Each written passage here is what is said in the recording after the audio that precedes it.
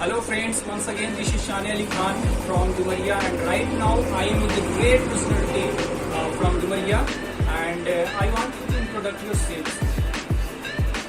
मैं मुश्ताक अहमद डुमरिया से संबंध रखता हूँ और 20 साल से यहाँ अभी तक मैंने जितने भी सारे छात्रों को पढ़ाया है, मोस्ट ऑफ द स्टूडेंट्स जो है उसमें सक्सेस किए हैं, बहुत सारे लोगों ने जॉब हासिल किया है।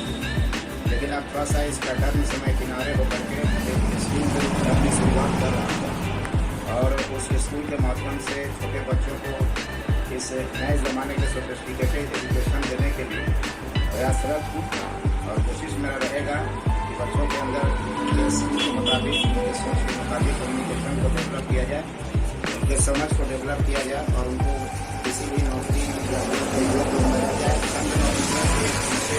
अपना ध्यान केंद्रित नहीं किया जाए। दुनिया में बहुत तरह के जॉब हैं, राष्ट्रीय अंतर्राष्ट्रीय।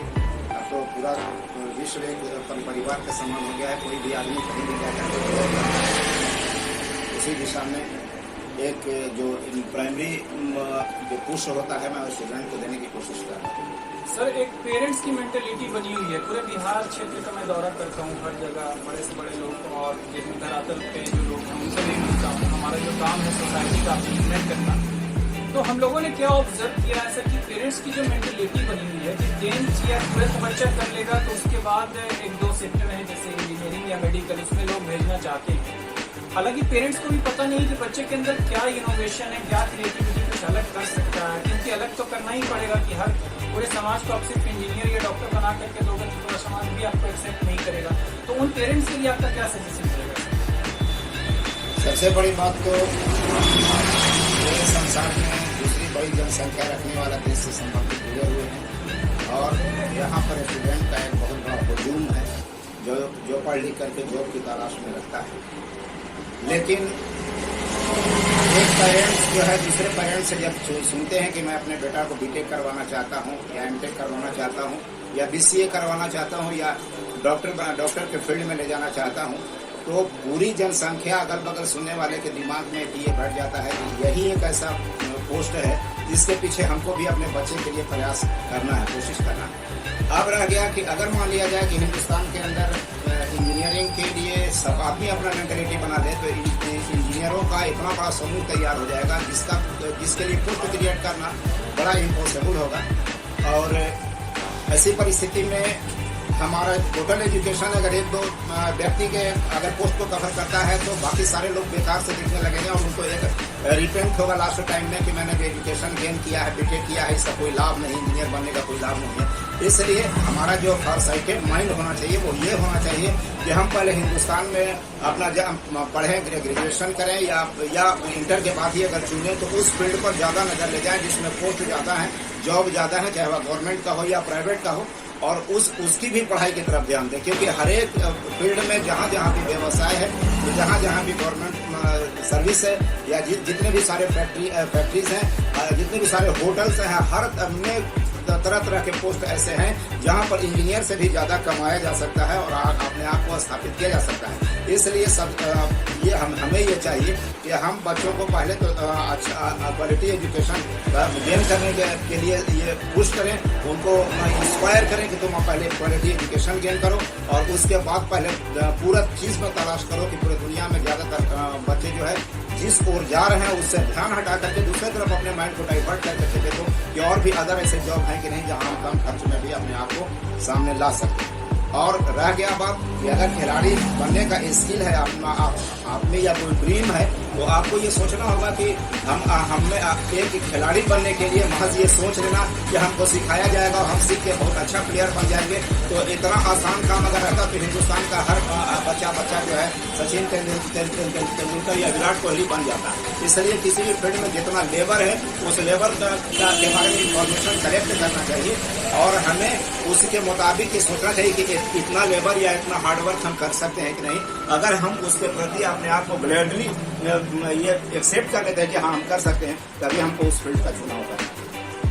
सर, एक चीज देखा गया है, बच्चों का जो डिसिप्लिन रहता है स्कूलों में या कोचिंग में बहुत टीचर्स नहीं करते हैं, टाई लगाना है, बेल्ट लगाना है, स्टैंड अप लाइक दिस। तो इससे क्या रहता है, पेरेंट्स लोग भी क्या करते हैं कि जो स्कूल में बच्चे जाते हैं वहां तक उनका डिसिप्लिन सर वो दूसरा चीज है, education should be in your behaviour not in marks. तो बहुत सारे पेरेंट्स जो है मार्क्स पे ही फोकस करते हैं कि मेरा बच्चा अगर 90% ला रहा है तो बच्चा बहुत तेज है, अगर 90% नहीं ला रहा तो बच्चा तेज नहीं है। तो उन पेरेंट्स के लिए आपका क्या सलाह रहेगा सर, तो सिर्फ मार्क्स पे जज कर लेते हैं? पहली बात तो मैं ये बताना ये चाहता हूँ कि आज के संदर्भ में जो हमारा मैट्रिक का एजुकेशन दिया जा रहा है बच्चों को या कोरोना से प्रभावित है, इसमें जो मार्क्स स्टूडेंट को आया है उसको हम उनके मैट्रिक के मार्क्स नहीं देते हैं बल्कि उनको कोरोना के मार्क्स से देते हैं। क्योंकि मतलब मैंने बहुत सारे स्टूडेंट्स को भी ऐसा देखा है कि they did not touch the book but in spite of it they got lots of marks at matriculation examination. That is very ridiculous. In this condition, we can easily understand that without giving education in the school, how this child got this good marks. There is other factor behind it. On the basis of that, he got 400 marks, 500 marks, 300 marks. These are very ridiculous. मैं ये कहना ये चाहता हूँ कि ये जो आज के डेट में जो मार्क्स हुआ है मैट्रिक का एग्जाम को बहुत आसान कर दिया गया, सारे क्वेश्चन को ऑब्जेक्टिव बना दिए गए हैं। बच्चे उसी तरह से पतली पतली किताबों को ऑब्जेक्टिव याद करके बहुत अच्छा मार्क्स ले जाते हैं, लेकिन वो क्वालिटी एजुकेशन नहीं है जो आज से 15 बरस पहले या 20 बरस पहले का जो एजुकेट करने का जो तरीका था, और बच्चे जो उसके पीछे मेहनत करते थे और जाकर के वहाँ लिखते थे और उसके ग्राउंड पर वही ईमानदारी से जो मार्क्स करते थे बताते थे, उस पर गर्व किया जा सकता है। लेकिन आज के मार्क्स पर को अगर देख करके एक गार्जियन अगर फख्र करता है कि मेरा बेटा इतना नंबर लाया, तो वह सोच एक फेक सोच है और मैं उस सोच को सपोर्ट करता हूँ। एक अंतिम क्वेश्चन रहेगा सर, जैसा कि मैंने ऑब्जर्व किया है पूरे बिहार क्षेत्र में, ज़्यादातर बिहार अपनी सब साइड में मैं घूमता रहता हूँ, तो हम लोगों ने देखा सर बच्चे को पेरेंट्स या टीचर्स इंग्लिश तो सिखाना चाहते हैं। English is a communication that should be real word right now, it is spreading like a disease. आपको इंग्लिश सीखना ही पड़ेगा। आप अगर सोच रहे हैं कि हमको नहीं सीखना ये करना, क्योंकि आपका इंग्लिश एक मेन स्ट्रीम का लैंग्वेज हो गया। एक हिंदी बुक सिर्फ हिंदी में है, बाकी जितना भी सब्जेक्ट है इंग्लिश में है। आप मैथमेटिक्स के किसी बच्चे को उठाइए 2 + 2 कितना होता है, 4 बोल देगा। Despite of that we are asking if we have 2 apples and you have 2 apples, how many total apples we have, तो बच्चा नहीं बता पाता, राइट? आपने भी ऑब्जर्व किया होगा। और दूसरा इंग्लिश सिखाने का मैं ये देखता हूँ टीचर्स को ये बताते हैं यह एक बिल्ली है, दिस इज द कैट, जो कि मुझे लगता है रॉन्ग मेथड है ये सब बताने का। आप अगर इंग्लिश सिखा रहे हो तो इंग्लिश में सिखाना चाहिए, है ना? इंग्लिश छोड़ दी इन इंग्लिश। तो उन टीचर्स को आप क्या सलाह देना चाहेंगे? सबसे पहली बात तो ये समझना चाहिए कि जो भी बच्चा आज का इंग्लिश कम्युनिकेटर है तो वह पूरी दुनिया से बात कर सकता है, पूरे संसार से कम्युनिकेट कर सकता है। He can be able to understand to the English man too. अब ऐसे मान लिया जाए कि आप जो बच्चों को इंग्लिश का एजुकेट कर रहे हैं, उनको सब्जेक्ट पढ़ा रहे हैं, सब्जेक्टिव क्वेश्चन दे रहे हैं और उसको इंग्लिश में समझा रहे हैं, तो बच्चा वहाँ तक तो समझने में कैपेबल है और बुक का क्वेश्चन आंसर वो अलर्ट करके उसका एग्जाम भी दे लेता है। लेकिन in spite of it he is not able to speak in English, he can not communicate with other English person और अदर इंग्लिश स्पीकिंग बॉयज।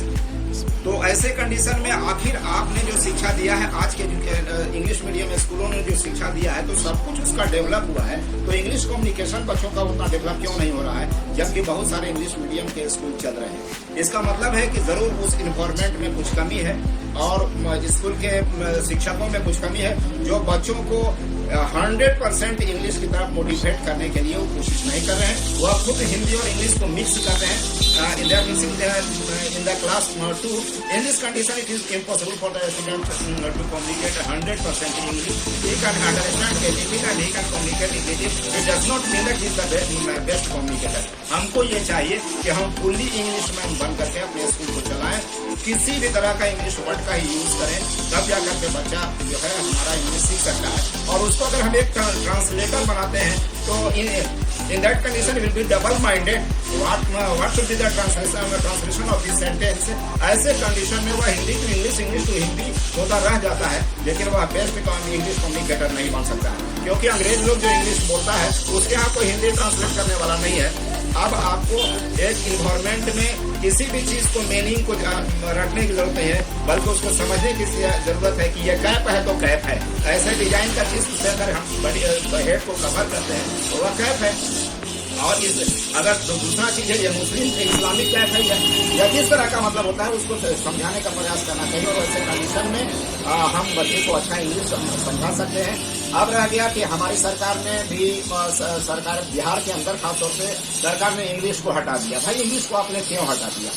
आप इंग्लिश को क्यों हटा दिया? फिर जब ट्रम्प इंडिया में आते हैं जो वह इंग्लिश बोलते हैं तो हमको मजबूरी में दूसरे का ट्रांसलेट सुनना पड़ता है। या बहुत से ज्यादा जो होते हैं साइलेंट एक्सपेक्टेटर बने हुए रहते हैं, वह नहीं कुछ समझ पा रहे हैं कि ट्रम्प की अपनी ओरिजिनल फीलिंग क्या है। इसका मूल कारण यह है कि हम इंग्लिश को अच्छी तरह से नहीं जानते। तो सबसे पहले सरकार ने जो बिहार से इंग्लिश के कंपलसरी होने को हटाया, तब से लोगों को, बच्चों के माइंड में आ गया कि मैट्रिक तक हमको इंग्लिश से कुछ लेना देना नहीं है। और child is the father of man. जब आप मैट्रिक तक बिना इंग्लिश के चले गए तो अब आगे it will be impossible for you, because child is the best period of getting original education of English. हमारी एक संस्था जो चल रही है 21st सेंचुरी एजुकेशन, यानी कि 21वीं सदी में एजुकेशन, जो आपने ऑलरेडी बहुत अच्छे से डिफाइन किया, जिसके लिए मैं शुक्रिया अदा करना चाहूँगा आपका। तो 2 शब्द हमारी संस्था के लिए। देखिए, आज हमारी संस्था, आज जो आप लोगों की संस्था है, ये इस समाज में कहीं न कहीं से एक जान फूकने का प्रयास करेगी, एक ऐसे सेंटिमेंट को रेस करने का प्रयास कर रही है जिससे हमारा देश डेवलप करे, विकसित हो, बच्चों के अंदर क्वालिटी एजुकेशन गेन करने का जज्बा पैदा हो, उनके अंदर अनुशासन पैदा हो, उनमें खुद की अपनी के समझ में हो। ऐसे नहीं कि कोई अगर समझा दे तो वह खुद कंसीडर न कर सके, खुद डिबेट में न जा सके कि जो कुछ हम करने जा रहे हैं वह सही कर रहे हैं या गलत कर रहे हैं। आप अगर दुनिया की इस बदलती हुई तस्वीर को अगर लोगों के सामने लाते हैं तो लोग, बहुत सारे ऐसे लोग हैं जो एक बहुत बड़ा मास, एक वर्ग खड़ा है जो किसी भी इंस्पायरेशन को गेन करने के लिए तैयार है, कुछ न कुछ वहां से एक मजबूत स्टेप को लेने के लिए तैयार है। इसलिए आपका बहुत बहुत धन्यवाद कि आप एक समाज को ऊपर उठाने का, उसको एक क्वालिटी एजुकेशन देने का, उनको अच्छा जॉब चुनने का, माँ बाप की मेहनत और पैसे का सपना को साकार करने का एक आप लोग अवसर और मौका प्रदान कर रहे हैं। इसलिए many many thanks to you and to your institution. Thank you so much and thanks for watching this video. Once again, this is Shan Ali Khan from Duvaiya. We will meet in next video. Take care. Bye bye. See you soon, guys.